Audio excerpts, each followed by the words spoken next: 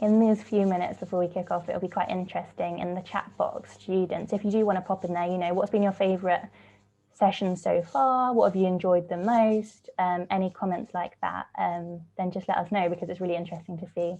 As you know, we've still got another couple of sessions this afternoon, so that decision might change in the next few sessions, but just let us know in terms of the morning sessions what you've enjoyed and how you found it. And everyone always remembers the name of the first person to write in the chat box, so make sure that you get your name up there. I remember Jessica from this morning, some really good questions, and Alice as well. I was really impressed.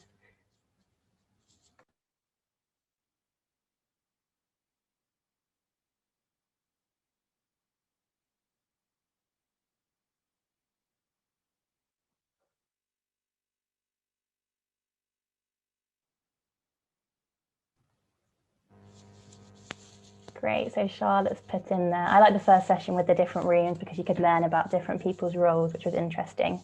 That's really good to hear. We actually do have some breakout rooms in this session as well, so hopefully you'll enjoy that. And Jessica said the same, I like the interactive session with the pharmacist, so good that you're enjoying those types of sessions as we head into this one. We'll just leave it a few minutes to let some students trickle in after lunch, but great. Anyone else who has any comments, then just pop them on there.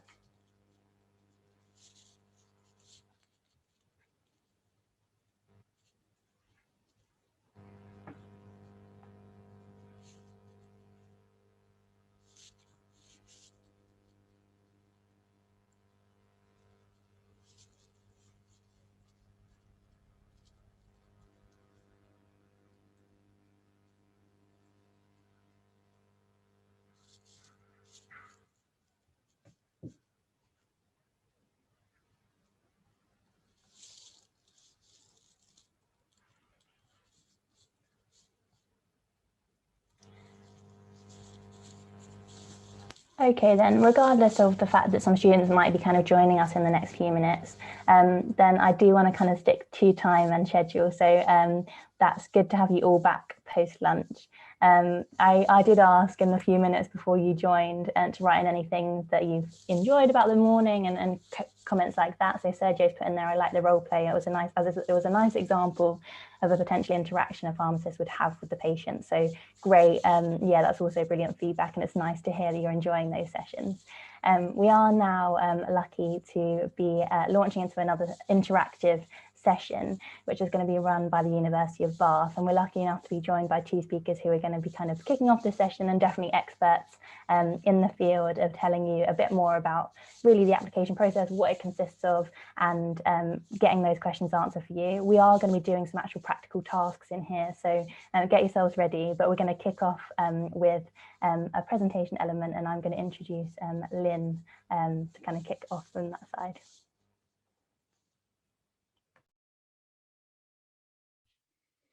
Thanks, Ellie. So it's a pleasure to be here and pleasure to join you today.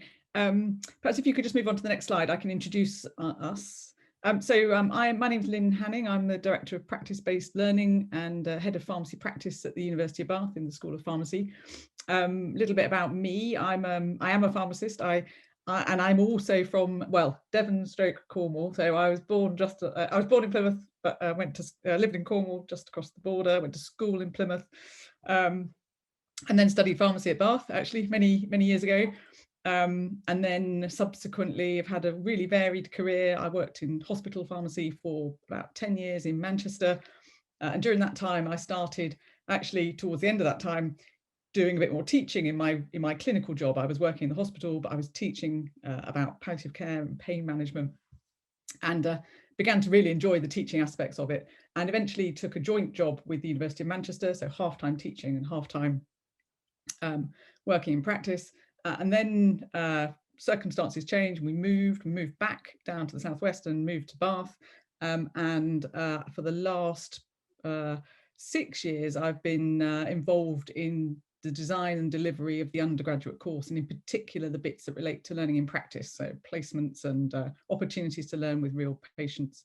I'm very enthusiastic, as you'll see, about the course at Bath, but about pharmacy in general. So we're going to take this opportunity to talk to you a little bit about studying at university, studying pharmacy, but in particular, what you might need to do to prepare for those sorts of applications.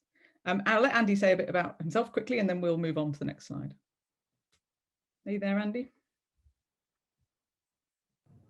Hello there, I'm Andy Thompson. I'm the admissions tutor at Bath. I'm also the deputy head of department at Bath. Like Lynn, I'm also a pharmacist, and although I don't practice as part of my role at the university, I still locum on Saturdays. I've done it all my life. At first I did it because I needed the money. Now I do it because I actually really enjoy doing it, and it's a bit different to my day job, and it keeps me in touch clinically. So along with my role here at the university, I also chair the admissions group of Pharmacy Schools Council, which is a group of all the admissions tutors throughout the UK. So I can also comment on what happens at other schools other than Bath if you want me to. Okay. Thanks, Andy. So we're going to talk to you about just studying pharmacy more generally. Some beautiful pictures of Bath on your screen, and some of our lovely real students. That's Willow from a couple of years ago graduating, and some of our students on placement in the community pharmacy there. But hopefully we'll give you a flavour of the quite the real aspects of what the courses look like, what it feels like to study, and what you might want to think about when you're picking between, if you apply to pharmacy, the 30 schools of pharmacy, or if you're applying for other courses related to health, what you might want to think about in terms of values-based recruitment.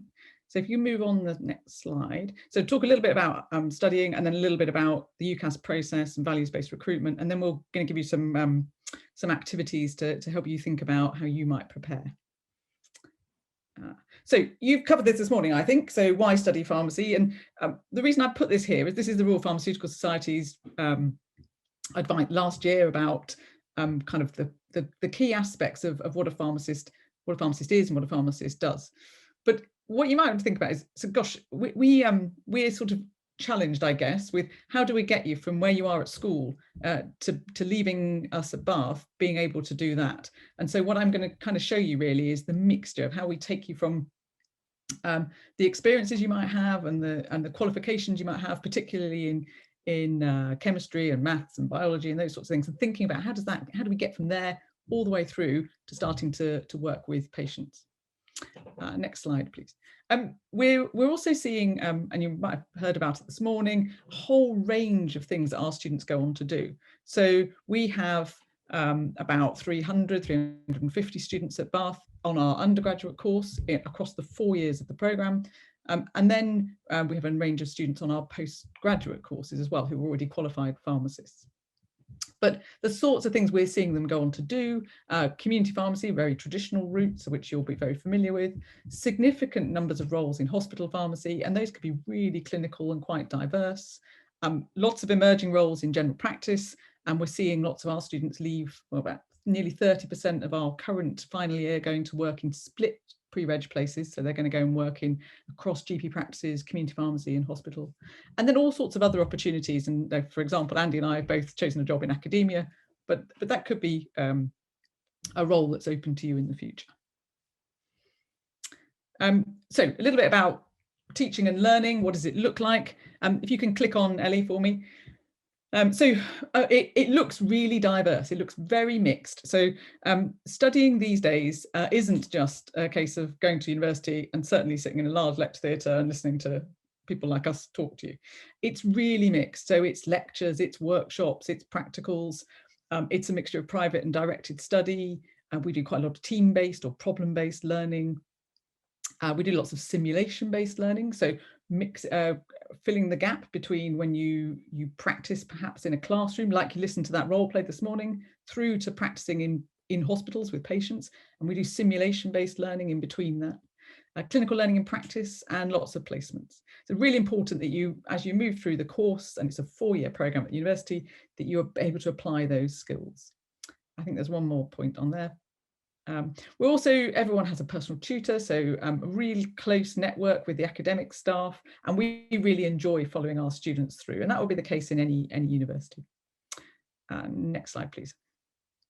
Other opportunities, we have a final year overseas placement for our students. It's optional, but you can pick to do your final year project either in one of the research groups that we have in the department, which are really mixed and varied, or you can go and study overseas in one of our reciprocal partner universities, There's some pictures of some of our students in San Francisco, but all over the place, from Australia through to European placements, Copenhagen, Madrid, for example. University itself, I'm sure your careers advisors will give you a very clear kind of, I guess, guidance about what to expect from studying at university. Bath itself is a campus university, so up on the hill out of town, you can see a picture there of some of the sports facilities. But other city, when I worked at Manchester's integrated into the city. It's concentrated together. And you might want to think about, what do you like? Do you like a big city? Manchester has the biggest student population in Europe. That doesn't suit everybody. Bath's much smaller city. Are you interested in the campus? Are you interested in other things the university might have? We've historically been a university that has a lot of sports facilities. We've got a large arts centre. So it's important that you think of what else you like. And to be honest with you, if you have an interest, there's bound to be a society at your university in that interest. There are so many societies these days. And students do one of two things. They either follow on and do something they've always done. I've always played tennis, I'm going to go and join the tennis club. Or they're like, here's an opportunity to do something completely new and completely different now, mixed with different people. So lots of opportunity. I think the next book, so the next slide, apologies, it's a bit busy, but this shows you our whole course. So it takes you from the top, year one, leaving school, through the fundamentals of the healthy body and what does health look like, and starting to think about taking your chemistry from the molecules through to medicines design. Then our second and third year have a systems-based approach, and many of the universities would have similar courses. And if you think, for example, about respiratory medicine, then we'll do everything in that block related to respiratory. So we look at the design and medicinal of the chemistry of the drugs. We might look at the pharmacology, how they act in the body. We look at how we get them into the patient, formulation of inhaler devices, and then we're going to look at the clinical conditions, and then we look at the skills you might need as a pharmacist to make decisions with patients about their medicines, and then we'll take you to see patients. So, and that weaves through the course, and it increases in complexity. So it increases in complexity as you look at patients who might have more than one condition, and it also helps you think not just about patients with more than one condition, but patients with conditions that are more difficult to understand and sometimes more difficult to interpret. We always have a research project in the final year, and then we have these big long units which are about preparing for practice and getting ready to hit the ground running. So traditional, if you remember, traditional pharmacy, 4 years at university as undergrad and a year in practice, pre-registration year, or soon to be called a foundation year.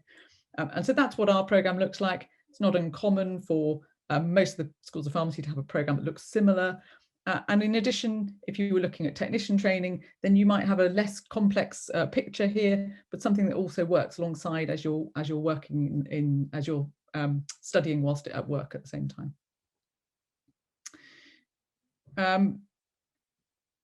If you can move me on a slide. So just a couple more slides from me, really. Integration is really important, integrating science and practice. So trying to understand how do those pictures of benzene rings you're drawing join up with what happens in a patient. So really important for us that we mix together the biochemistry, the medicinal chemistry, the design of medicines, the pharmacology, the action in the body, the pharmaceutics, how we make a tablet, how do we get the drugs into the body, with your understanding about decision making and patients. And so that's really important for us, that the programme is delivered and designed in this way. A couple more slides for me, and then I'll hand over to Andy.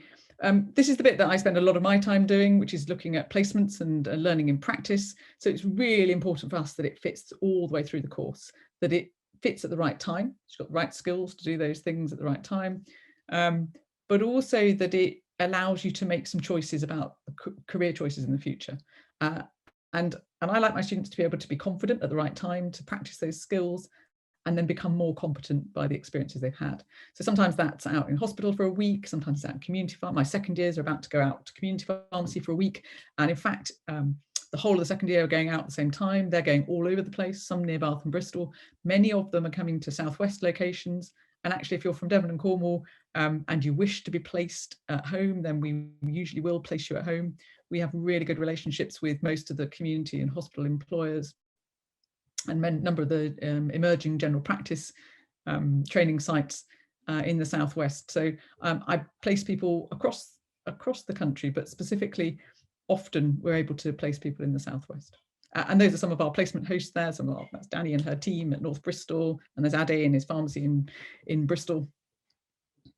Can you move me on a slide? Thanks. So what I'll do is I'll hand over to Andy. He's going to talk about this, really complicated, but he's going to talk essentially about the UCAS process and a little bit about values-based recruitment, and then we'll have an activity. Thanks, Andy. Okay, I'll go through this fairly quickly. I realise I've got various year groups here, and some of you may already be in process of UCAS. Some of you will be thinking about applying next year, and some of you it'll be a year's time. But all applications to study pharmacy need to come through the UCAS system. And I'm going to talk you through a little bit of it and some of the bits that you can prepare for and help yourselves along the way.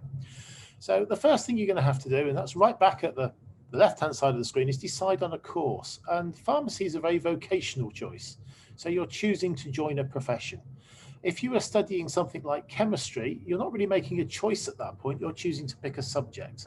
But within pharmacy, you're really picking your career now, and you're picking your future very early. So it's really important that you do your research to start off with. So before applying to UCAS, I'd very strongly recommend you attend events like this and come to university open days, attend and see us on the fair, come and see tours of the department. And indeed, if you're applying to a profession like pharmacy, talk to a couple of pharmacists if you can, even if it's only over the phone. And I know things are really difficult at the moment, but you might be able to talk to one over the phone. So once you've made your choice, you may not have completely made your mind up, but you'll need to apply to 5 courses. And a lot of people will apply completely to one subject. So you'll have 5 pharmacy applications. Some people might say, well, okay, I'm pretty certain I want to do pharmacy, but if I don't get in, I might like to do biochemistry, as in the example here. There are some golden rules here, though. If you're applying to medicine, just apply to medicine. Don't try and have a mixed application with pharmacy and medicine. It won't work. If the medical schools pick up you're interested in pharmacy, they'll think you're not completely dedicated to being a doctor, and your application won't go very far. If you want to apply for medicine and you want to use pharmacy as an insurance, down at the bottom, there's a little box called UCAS Late. That's what you use if things don't go well with your medicine applications, you now need an insurance. So I'll talk a little bit more about late as we get to it. But you're going to start off by picking 5 subjects, 5 courses. And you don't rank them at this point, you just pick them. UCAS will then rank them in alphabetical order. So we have no idea what your favourite is. We just know you've applied to 5 courses. Now, in some courses, you'll be required to be interviewed. Pharmacy is one of those, and all schools of pharmacy will interview you. If you're applying to chemistry or biochemistry, you might not be interviewed, you might be interviewed. So from your 5 choices, you will then have some interviews. You may not get an interview everywhere. Don't worry if you don't. Some schools look for certain things. You may not be what they're looking for, but don't worry about that. You'll get some interviews and you attend those interviews, and they will then result in a series of offers. And for the same course, you will get different offers. You may get 3 A's from one university, 3 B's from another one. But you then need to make your choices as to your first and your insurance. So from 5, you might have 5 interviews, you might have 4 interviews, but then you're going to have to whittle that choice down to your 2, your first and your insurance. And this is where choice becomes really important. There is no point having a first and a second that are making the same offer to you. If you get into your first, you'll get into your second as well. You'll have to take your first because that's your first choice. If your second is more difficult to get into than your first, you're never going to use that. So what you normally do is you pick a first which you strive to get into, somewhere where you're really keen to attend. You pick an insurance where you go, if you just miss out on your first. So many years ago, I had Bath as my first. I didn't get good enough A-levels. I went to Portsmouth, which is my second choice. So I used my insurance very carefully, and that ensured I got to a university that I'd chosen. I didn't end up in clearing. I didn't want to go to clearing, and that got me through. If I'd received no offers from any universities, then I could then apply to UCAS Late. And this sometimes happens with medicine. Medical schools can be really fussy and really picky. And if you don't perfectly match what they're looking for, you often don't get an interview at all. If that's the case, and you still think, well, now I might go for pharmacy, then you can apply to pharmacy through UCAS Late. And UCAS Late operates from now through till about the start of May, where you can do that. And in UCAS Late, you simply apply to a school, they'll interview you, and they'll make an offer, and that's it. So you get a single choice. So that's sort of how UCAS works and how it runs through. If all this falls apart, then you do have the option of going into clearing in the summer. So when your results come out, if you don't make your first choice, you don't make your second choice, they won't take you as a near miss, then you can go into clearing. And in the last couple of years, every school of pharmacy has been in clearing. So there's been lots of choice within clearing. You'll have to make the appropriate grades for that school, but clearing is a viable option as well. So hopefully that's given you a little bit of a run through as to how UCAS works, and primarily the importance of picking that first and second choice carefully. Pick a first you strive to get into if things go well. Pick an insurance that you'll get into and you're confident you can get into.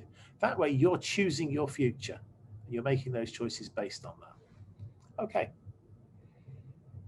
Okay, I mentioned in that last slide about interviews, and for most schools of pharmacy now, virtually every school of pharmacy interviews. If they're not interviewing now, they will be interviewing in the next couple of years because it's actually been written into our standards and guidelines. You'll be required to attend interviews, and these will be mixed. They're going to be a combination of what you would consider an interview at the moment, and also something called a values-based recruitment interview. And part of this session today is to introduce values-based recruitment to you.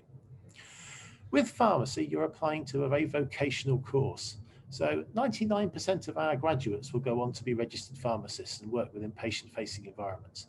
And therefore, it's really important that when selecting students, we look for values above and beyond your academic abilities. And values-based recruitment is all about that. It's looking for the personal attributes you have that will enable you to fit in and work well within an NHS environment or a healthcare environment. Okay.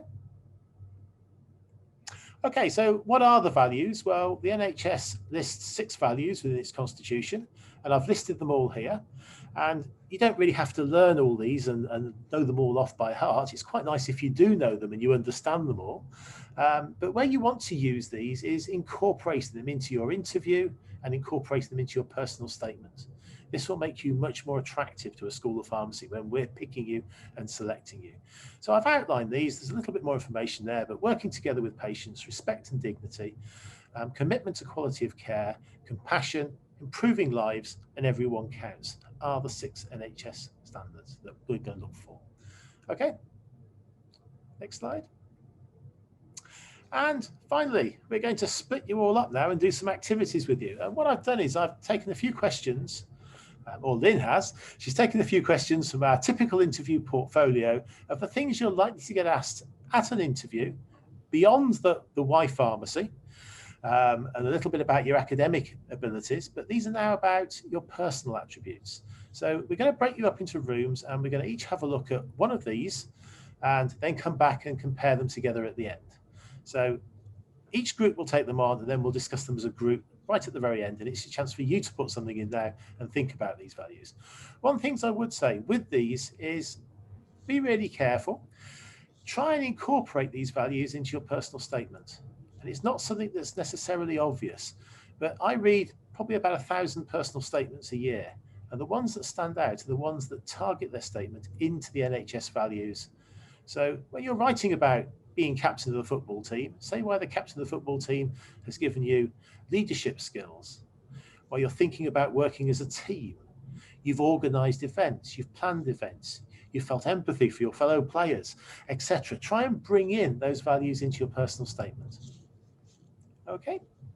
That's amazing. Thanks, Andy. And I know that the students have kind of been keen on getting involved. What I'd say is this is the session to kind of unmute yourself, have those conversations in your breakout rooms. You will be in there with someone from Pathway CTM and someone from the University of Bath side.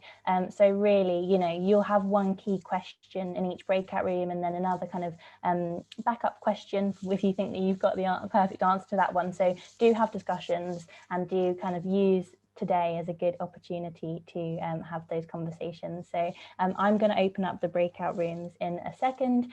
So you should just get a pop up in the same way you did this morning for other session. Any questions, I'll still be in here, but really, you know, make the most of this chance to have a conversation and feel like you're really getting the most out of today. So good luck. We will want someone from each room to kind of feed back the answer you've come up with together. So maybe have a think about if you want to be that person, if you want, and how that conversation goes. So good luck in your rooms, and let me know if you have any issues or anything, and I'll be in here. Chat room. What we've got dedicated, caring and trusting, and then we've got organizational skills. Okay, I'm not the expert on this, I think Andy might be, but so if we look at dedicated, caring and trusting, so how are we going to give examples of these? What do you guys do on a day-to-day basis which shows those attributes? And the organizational skills as well. How are we going to evidence that? Think outside pharmacy as well. I mentioned an example when I was talking to you about writing a personal statement, and lots of people will put down lots of hobbies and interests they've got. They may be sort of personal interests, they may be sporting interests. But quite often it's quite nice to put those and put them into context and why you've, not only have you done them, but what have you done within that role and how will that apply to pharmacy? So you might be the head boy or head girl in your school. If that's the case, then you've probably organised the prefects, you've probably organised events, and use that as an example. Don't just say, I'm the head boy at my school. Say, I'm the head boy at my school, and in this role, I've organised the prefect team, I've organised such and such events, and this has helped give me organisation skills that I think will be useful to me in the future. And that really adds to your personal statement. So it doesn't have to be drawn from pharmacy. That's the important thing about all this is we know that you're going to find it very difficult to get into a pharmacy environment to observe a pharmacist this year. But there are other environments that you will have found yourself in where you'll have seen that. That's why coming to days like this is really, really important, because it's giving you those. Today is an example of a day like that you could comment on. Yeah, absolutely. Exactly, Alice. Maybe in a part-time job where you have responsibilities. This is one thing that always, listen to what Andy is saying. It's really valuable information what Andy is providing you with, because this is one of the things that I always find that students find difficult. And we're talking about transferable skills here. We don't expect you to have those skills within pharmacy straight away because you haven't done it. You haven't got that experience yet. So this dedicated, caring and trusting, where have you evidenced that in other parts of your life? Organizational skills, where do you show that in other parts of your life? Okay. So for example, Jessica said, dedicated to sport. I've been training 6 days a week for judo and I coach younger children to which I am caring to. Absolutely. There are so many things in there that example shows us. So you're training 6 days a week. Andy, that shows responsibility and maturity, right? Yes, very much so. Yeah. You've got to turn up to training 6 days a week. You've got to turn up on time, otherwise you're not making the team. So again, that's extra responsibility and organizational skills, okay? Coaching younger children, it shows the fact that you're giving back, but also it shows that ability, would you say, Andy, that ability to communicate as well? Because communication in teaching is really important. And yes, you're showing that, you're demonstrating that ability to us without actually saying that you've worked as a teacher, but you're saying here that you coach young children. You could say they're very mixed abilities, and you've had to apply yourself in different ways to different children. So you've had to apply yourself in different ways to them. But think about how you can extend it and apply it into your statement. And also into your answers with the interview, which is more difficult. Your personal statement, you've got weeks to write it. You can fettle it and tune it and add bits and take bits out. More difficulty is when someone asks you that question on an interview stand, and there you've got to think on your feet. And they're the sort of things you can think about before you get into an interview. So all the 4 questions that you've been shown here could well appear in a pharmacy interview, but you can effectively prepare an answer for them before you get there. Very valuable information. When I run sessions in schools, that's something that I always talk about. You don't know what questions you're going to be asked in your interview, but you can have a kind of good guess and prepare yourself. Look at the skills that is asking for. You've identified them here. What skills and attributes do you think you need to be a pharmacist? Okay. And you've come up with some of them already. And now you're starting to shape those answers and think about those examples in your personal life that you have and prepare them so that once you get to interview, you're not thinking on the spot and thinking, oh, what do I have that shows that I'm caring? You know, no, I already have my examples of what shows that I'm caring. we can talk about it. And we've got here, Sergio has also mentioned about dedication, attending school sessions and wanting to learn. Absolutely. And also you were head boy back in primary, so you had the responsibility for prefects and making decisions and being organized. And remember that kind of thing isn't just about making decisions, is it? So you've got that decision-making ability, but it's also that ability to understand what is necessary for everybody and coming to a decision which benefits the majority rather than the minority and coming to a good decision. Do you make that on your own, or do you make that decision by using the people around you? So then again, we're back to communication, but also that process of decision-making process. So what kind of person are you? Are you a team player? Do you listen to other people, or do you make your own decisions? These are all things that you can break down into more. But then also, what other skills do you need to be a pharmacist? I'm no pharmacist, so I don't know, but I'm assuming, Andy, you might have other ideas. You mentioned one there. You're attending all your classes. As a pharmacist, you're not going to have the ability to say, I'm not going to go to work today. You're going to be there every day from a set period of time. You're providing a service to people, and people will expect you to be there at all times. So timekeeping is really important. We've spoken about the 6 NHS values. When you go on a visit, keep those in the back of your mind and look at the pharmacist, and do they exhibit those? Are they caring about their patients? Are they showing empathy towards their patients? All those values you should be able to see within that working professional. And they're the things to pick up and say, well, okay, they're what I need to look at. And they're where I need to develop myself as well. And the course will help you do that. We don't expect anyone to have all those on day one, but we expect to see signs that we can progress those values. What other examples have we got?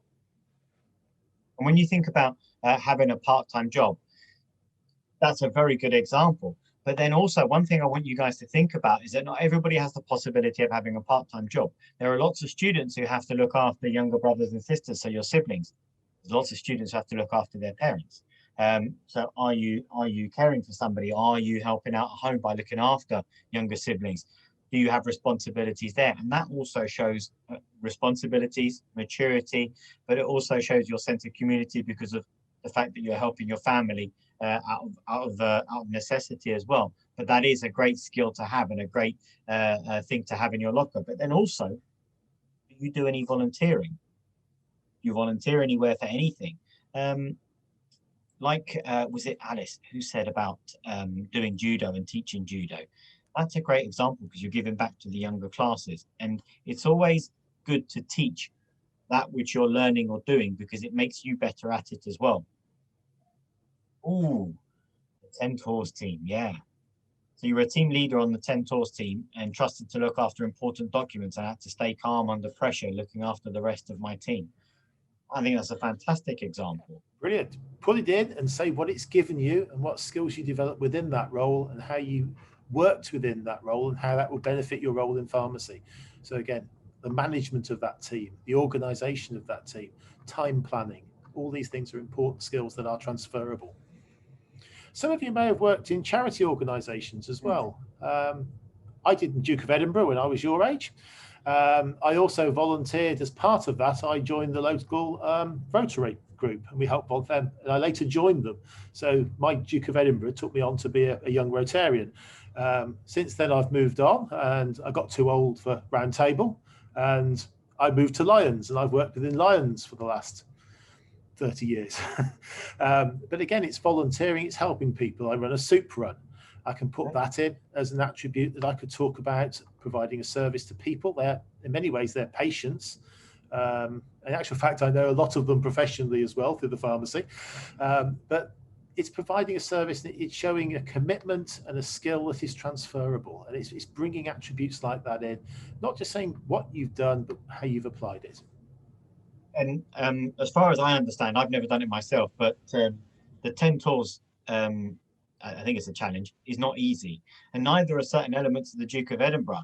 And not only do they show team working and other things that we've talked about, but think about the ability to make decisions under pressure in difficult situations or circumstances, and important decisions as well, because they can have quite a big bearing on how an activity goes and you're taking into consideration the other people on the team. So those things, I would say, as a pharmacist, somebody mentioned it earlier as well, staying calm under pressure. I would say that that's quite an important thing for a pharmacist, right, Andy? Yeah. There are other attributes that don't necessarily appear on the NHS values as well. Being meticulously accurate is a really important thing in pharmacy. You can't make mistakes. If you're dealing with 400, 500 prescriptions a day, making a mistake on one of those is potentially a very serious event. So we're looking for people that are meticulously careful, very accurate. So there are things that don't necessarily show up in the attributes, which also show up in personal traits that we will be looking for. I know we've been talking quite a lot here, and there's lots of valuable content coming through. Sergio, I was conscious of the fact that you were nominated to feedback at the end. I hope you've been getting everything. If you haven't, just ask us before we go back into the room. I think we've still got a few minutes to go anyway. Best piece of advice that you've probably heard from Andy is about the preparation that you do for something like an interview, because your personal statement you will always take time to prepare for, because you know you've got to write it, you will sit down, you'll think about it, you've got a couple of chances or more than that to write it, rewrite it, change it and get it right and have somebody look over it. When you go into an interview, you don't have that opportunity, but what you do have is the opportunity before getting into an interview to think about these questions. What skills do I need? So what skills do I need to evidence? What other things is the job requirement asking me? And how do I evidence those? You sit down and you take your time, like on a day like today, but you go through it yourself and you look at your CV, you look at your achievements, and you look at what you do, and then you group those into different areas that evidence different attributes, different skills, different parts of yourself, and learn to phrase those questions or phrase those answers when those questions come to you. And the more you have in your locker, the better. And you'll find that there's a lot of things on there, some skills or attributes probably might not get asked in certain interviews because there's more important ones. So think about the interview you're going into and the kind of questions they're going to ask based on the job, and then focus on those ones. And then you're ready for it. Before you go into your interview as well, make sure you read your personal statement back to yourself. It's often 6 months before you wrote that, since you've written that document. And the one thing you will find is within an interview, we will have some questions that we're going to ask everybody, some questions that will be specific that we'll have picked out, like the 4 we're shown here. I would never ask all 4 of those. I would pick one of them and ask a student that. But also, I will read your personal statement.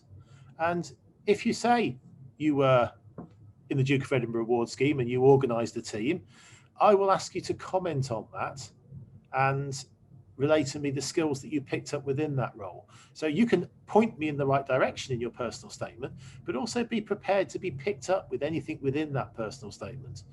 And it sounds really obvious, but never overplay your personal statement, if you like. Don't put non-truths in there. There is nothing worse than someone saying, I've played rugby for the school for 5 years, and the first question I ask them is, what position do you play? And they haven't got a clue. It looks really bad. So you do have to be a little bit careful there, be truthful, but you'll find within all the things you do, there are things that you will have learned and you can apply. And it's really a matter of taking those activities and relating it to transferable skills. And an actually really valuable question has come up from Alice as well. Does dedication to your academic studies count, and exploration of areas you're interested in? I would say absolutely yes, of course it does. Because if you were able to evidence that, for example, as Andy said, doing work experience is difficult at the moment, but what about if you're interested is exploring those certain areas of, it could be pharmacy, exploring those certain areas of that type of medicine or those types of areas that are important to that job? Of course it counts. And does dedication to your academic studies count? Of course it does. And you need to think about evidence that. But Andy, we go back to that again, don't we? It's transferable skills. What skills is that giving you? And how do you demonstrate that in an interview, right? Also, a lot of students these days will have done EPQ in a particular area, quite often related to their career choice. So if you have done an EPQ and it's related to pharmacy, what I've seen a lot this year is viral diseases. Antibiotic resistance has been really popular, and students have done EPQs based on these. Expect to be asked questions in your interview. I will not let it go through that you've done an EPQ on antibiotic resistance and not ask you a question on it. So you can target your interviews a little bit, and enables you to prepare and get some really nice answers ready. But if you've done an EPQ that's relevant to pharmacy, expect to be asked questions on it. Almost certainly, I'm going to pick that up within the interview. I'm going to ask, we've got literally a minute and a half. Andy, you'll have to fill me in. What's an EPQ? Extended project that they perform alongside their A-levels. It's like an extra A-level that a lot do in a particular a discipline that's related to their A-levels, but slightly different. Perfect. Okay. We actually counted as a 4th A-level at Bath, so they put that much work into it. Wow. Okay. But you get to pick their own topics, or the school will pick topics, and if they're particularly interested in a particular area, if they're interested in pharmacy, for example, it will often be drug related or medicines related in some way, and they'll put a lot of work into that. Okay, yeah, good to know. Interesting. Okay, so I think we've got about a minute before we go back. Sergio, are you clear on what you're feeding back, or do you need to ask any questions to clarify?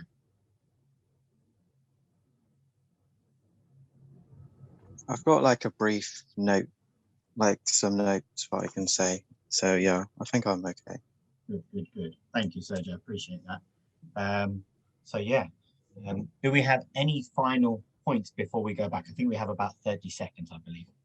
One other thing to remember, from me at least, is if you're applying to pharmacy or medicine, before you go for your interview, have a read of the NHS values pages within the NHS web pages. There's a whole series of information there about what values-based recruitment is and the NHS values that we are looking for within our interviews. And they are the things that you can prepare before you get to an interview. So think about examples that you have for each of those different values so that you're ready to say, oh, yeah, I've done this. I can show you this. I think this is a really important attribute to have. And that will really help you prepare for your interviews. Absolutely. Very good advice again. I think we're about to be taken into the other room. Before we are taken back into the other room, that advice that Andy's giving you today, you can apply it to all of your different applications, jobs, and interviews. So take it as really valuable advice. It's great to get that. Always look at a company's values and their behaviours before you apply to them and before you go to their interview. So yeah, great advice. Think about it. Okay. And good luck. Yeah. You'll click leave breakout room. We'll all go back. There we go. Hi, Catherine. Welcome back. How did you get on? Yeah, it went well. I can see people filtering through. Max, I can see you in your sunlit shed. How did your breakout room get on? It's a sunlit chalet. Thanks very much. Very well, actually, very well. Some really, really valuable and great advice in that session, actually. We have a speaker as well. We already know, we're 10 steps ahead. We know what we're doing. Everything's good. That's good to hear. And then Nick, finally, before I go back to the questions, and we can get our speakers. Muting, rookie error. Yeah, really good in ours as well. We've got 2 speakers actually, which is great. So they've teamed up together. But yeah, some good discussions and good examples. So looking forward to sharing. Brilliant. So shall we kick off in terms of then I'll read out the questions. Students then who've been selected can give us some their responses, and then maybe Lynn and Andy, I could hand over to you in terms of feedback after that. Is that okay? So maybe Nick, if you've got 2 speakers, shall I read out your question, which was the 3rd one, wasn't it? Yes. So in terms of the question, then the breakout room 3, we're answering the question. Tell me about a time when you're a member of a team and something didn't go so well. Explain your role in resolving the problem and what skills this demonstrates. So Nick, do you want to hand over to the Yeah, students? so we had Catherine and Alice in our team, which is great. So I'm not sure who's going first, but yeah, there are 2 speakers. Yeah, I don't mind going first. Great. So basically we just spoke about, me and Alice both do sports, so we can kind of relate it to that, and I'm a swimmer. So we were thinking about, if say for a relay team, if obviously you can't resolve the problem of losing if you lose a race, but you can use the skills of like respect and dignity to make sure everyone in your team feels like no one's let anyone down, just to make sure sometimes after a race, if it doesn't go well, you have to make sure everyone's feeling happy and no one's feeling like they've ruined it for everyone else. And like a skill of like the leader would be just to make sure you're respecting people and not treating them as if they've like ruined it for you. And I think Alice was saying something about horse riding. So does she want to? Yeah, hi. So I've taken part in lots of eventing teams, and sort of you usually have a drop score. So it's kind of respecting the fact that we've all done well. We all have good days and bad days. And we all kind of work as a team to choose which 3 scores to take forward. And also we kind of deal with a lot of injuries. The horses have injuries throughout it, and that's quite like emotional for all of us and for the owners. So a lot of like respect and sort of understanding that there's winners and losers, and at the end of the day the whole team got you through the qualifiers. So to get to the championships, there's always going to be one person that does better and one person that does worse that day. So yeah. Amazing. Well, firstly, what brilliant speaking is my first response in terms of how that go. Lynn, over to you really in terms of do you have any initial feedback, I guess, there? Yeah, no, they're really good examples. And I think, drawing on aspects outside of health, you may well have had a small amount of placement experience or work experience, but more likely you've got experiences from other aspects of your life, another job or sport, for example. So that's absolutely fine. You need to be a little bit careful. I thought those were both really good examples. You need to be a little bit careful about explaining what you know about teamwork as opposed to what you actually did. So I think you both gave really good examples of what you think is good. It's important that people's role is respected and all of those things. But perhaps you could also make sure that you articulate the specific scenario and what you actually did. And just take one of those, the horse riding example, just take one experience and say, actually, at this situation, this happened, someone didn't perform as well, and I did this. Use the word I. The word I in these sorts of interviews is very powerful. But no, they were great, really good examples. Amazing. And yeah, no, some great advice there. So hopefully students can jot those down, the advice you're getting throughout these sessions. So second question, that was your room, wasn't it, Catherine? So compassion and empathy are key values in the NHS. Give an example of how you've demonstrated these attributes in previous experience. Who have we got there? I'm going to hand over to Sophie. Yeah, go for it, Sophie. Okay, so through my experience at my part-time job as a waitress, I've handled numerous situations with unhappy customers. So for example, one night we had a big table come in and they'd misread the menus, so they were expecting a different menu that night. So I empathised with them, I put myself in their shoes and I understood their frustration, and I had to remain calm, and I spoke with them and I spoke with my team so that they could continue and still have a positive experience, and most importantly stay at the restaurant. So yeah. Great, what a good example. Andy, I'm going to hand over to you. Did you have any feedback on that response? That's put me on the spot a bit. Sorry. Again, I think we've got some points there that are really relevant. If you can apply them if you're applying for a healthcare degree, try and apply them in healthcare examples if you can. If you can't, then it's fine to use an example from other experience like that. The other thing to try and get them is remember that the interview process is really one stage of the whole application, and try to get these into your personal statement as well. That is stage 1 of your application, and in many cases will determine whether or not you get an interview. So particularly in subjects like medicine, that personal statement will be an end-all in many cases. A bad personal statement will not get you an interview anywhere. A good personal statement will get you 5 interviews. And it's important that you get these values both in at this level, but also within your personal statement and reflected within the attributes within your personal statement that you're bringing out. So yeah, a nice example that was set outside healthcare, and that's actually really good. Again, it is a person-facing environment, and that's key, but it's good to bring in other areas as well. So yeah. Brilliant. Yeah, no, thank you for the feedback and great example, Sophie. And then finally, but not least, so this was Max's room, and I'm going to read out the question and then we can see who's responding. So what skills and attributes do you need to be a pharmacist? Give an example of when you've shown one of these. Matt, do you have anyone who's up? Certainly do. Sergio was going to feed that for us. So Sergio can unmute himself and give it a go. Okay, so I listed a few attributes such as having dedication, decision making, timekeeping. We've had some examples of leadership and teamwork. We have someone who was a leader for the Tentacles and someone who was leading off DOV, and they had to be trusted, taking care of documents and having to stay calm under pressure, which can apply to pharmacy when you have to work under pressure. And yeah, we've got good accuracy, honesty. You need to do research or values when you're preparing for an interview.